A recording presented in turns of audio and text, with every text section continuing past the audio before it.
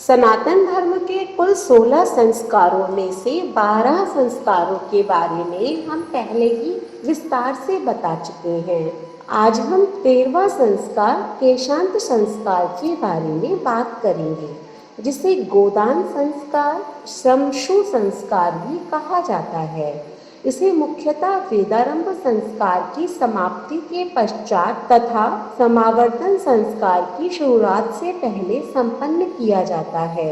इस संस्कार के माध्यम से बालक के सिर तथा दाढ़ी के बालों का अंत कर दिया जाता है तथा उसे गुरुकुल से घर भेज दिया जाता है। आइए इस संस्कार के बारे में जानते हैं संपूर्ण जानकारी विस्तार से। नमस्कार, स्वागत है आपका सनातन ज्ञान और संस्कार चैनल पे। केशांत शब्द 2 शब्दों के मेल से बना है, जिसमें केश का अर्थ होता है बालों से तथा अंत का अर्थ है समाप्त करने से, अर्थात किसी व्यक्ति के बालों को समाप्त करना। लेकिन इससे यह भ्रम होना स्वाभाविक है कि यदि यह केशांत संस्कार में मुंडन ही किया जाता है तो फिर चूड़ाकर्म संस्कार यानी मुंडन संस्कार भिन्न कैसे है। तो इसमें अंतर यह है कि मुंडन संस्कार जातक के जन्म के समय से जो केश उसके सिर पर होते हैं उन्हें पहली बार उतारने का संस्कार है, जबकि केशांत संस्कार भी किशोरावस्था के दौरान जब जातक की पहली बार दाढ़ी आती है तो पहली बार उन केशों को उतारा जाता है, यानी जातक की दाढ़ी बनवाई जाती है। इस दौरान भी जातक के सिर के बाल भी पुनः उतारे जाते हैं। दरअसल गुरु शिष्य परंपरा के दौरान उपनयन संस्कार के पश्चात आरंभ होती है। जातक ब्रह्मचार्य का पालन करते हुए गुरु के सानिध्य में रहते हुए ज्ञानार्जन करता है। गुरु से शिक्षा दीक्षा प्राप्त करने के दौरान जातक ब्रह्मचर्य का पालन करते हुए अपने केश भी नहीं कटवाता है। जब जातक युवावस्था की दहलीज पर आता है तो उसके श्रमशु यानी दाढ़ी भी उग आती है। इन्हीं केशों का जब विधि विधान से अंत होता है तो इसे ही केशांत संस्कार कहा जाता है। इसी संस्कार के दौरान जातक द्वारा उपनयन संस्कार के दौरान धारण की गई मौजी मेखला आदि का भी परित्याग किया जाता है।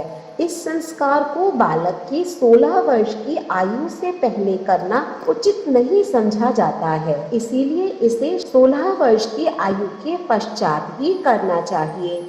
इसे करने के लिए शास्त्रों में उत्तरायण का समय उचित बताया गया है।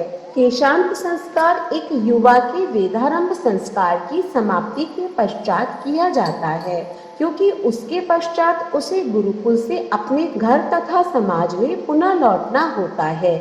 इसीलिए इस संस्कार को करने के पश्चात उसे स्नान करवाकर गुरु के द्वारा स्नातक की उपाधि प्रदान कर दी जाती है, जिसके पश्चात वह अपने घर चला जाता है। एक मनुष्य अपनी आयु के 8वें से 12वें वर्ष के बीच यज्ञोपवीत संस्कार करके गुरुकुल में प्रवेश करता है, जिसके बाद उसे एक निश्चित आयु तक शिक्षा प्राप्त करनी होती है।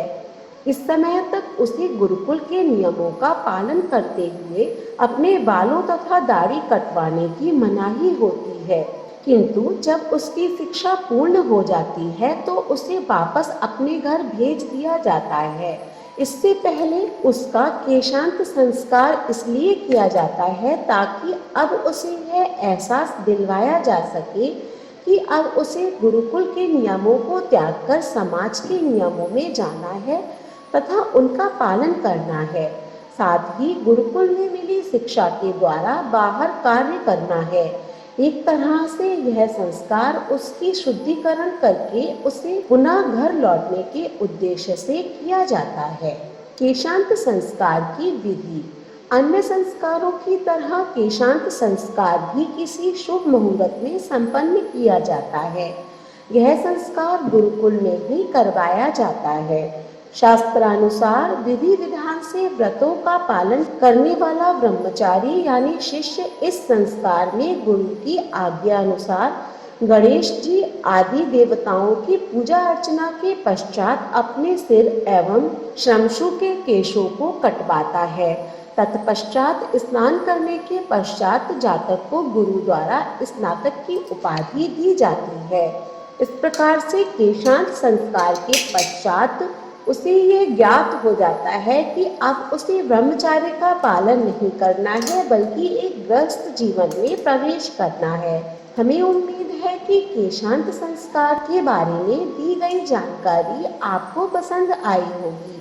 अगर वीडियो अच्छी लगी हो तो इसे लाइक करें और ज़्यादा से ज़्यादा शेयर करें। ऐसी ही धार्मिक वीडियोस देखने के लिए हमारे चैनल को सब्सक्राइब करें। धन्यवाद।